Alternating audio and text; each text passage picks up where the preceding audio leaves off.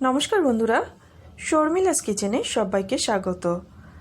আজকে আপনাদের সাথে যে রেসিপিটি শেয়ার করতে চলেছি সেটি হলো তেলাপিয়া মাছের ঝাল। এখানে আমি 6 পিস তেলাপিয়া মাছকে কেটে ভালো করে ধুয়ে রেখেছি। এবার মাছের গায়ে নুন হলুদ মাখিয়ে মাছগুলোকে রেখে দেব 15 থেকে 20 মিনিটের জন্য।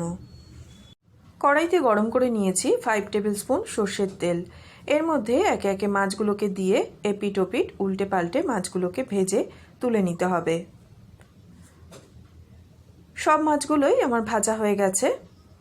এরপর ওই তেলের মধ্যে দিয়ে দিচ্ছি 1/4 টিস্পুন কালো জিরে ফোড়ন।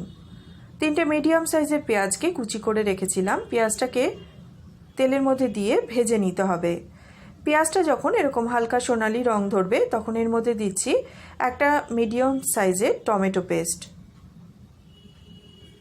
দিয়ে দিচ্ছি 2 টিস্পুন রসুন বাটা, হাফ টিস্পুন দিচ্ছি হলুদ গুঁড়ো, হাফ টিস্পুন লঙ্কার গুঁড়ো আর স্বাদ অনুযায়ী নুন। এরপর 3-4 মিনিট মিডিয়াম ফ্লেমে মশলাটাকে কষিয়ে নিতে হবে।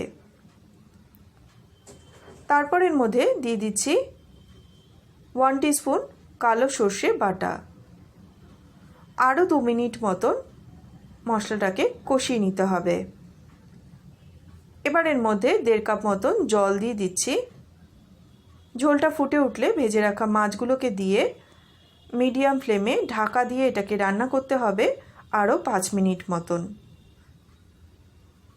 মাঝখানে একবার ঢাকা উল্টে আমি মাছগুলোকে একবার করে উল্টে দিয়েছিলাম। গ্রেভিটা কিন্তু আমি এরকমই রাখবো, তাই নামানোর আগে ওপর থেকে ছড়িয়ে দিচ্ছি কিছুটা ধনেপাতা কুচি। তাহলে কিন্তু তেলাপিয়া মাছের ঝাল একদমই রেডি। আর এই তেলাপিয়া মাছের ঝালের রেসিপিটি যদি আপনাদের ভালো লেগে থাকে প্লিজ ভিডিওটিকে একটা লাইক করে শেয়ার করে দেবেন, এবং আমার চ্যানেল শর্মিলাস কিচেন যদি এখনও সাবস্ক্রাইব না করে থাকেন তাহলে প্লিজ সাবস্ক্রাইব করে পাশে থাকা বেল আইকনটি প্রেস করে দেবেন। আজ এই পর্যন্ত বন্ধুরা, দেখা হবে নতুন কোনো রেসিপি নিয়ে। সবাই খুব ভালো থাকবেন, সুস্থ থাকবেন।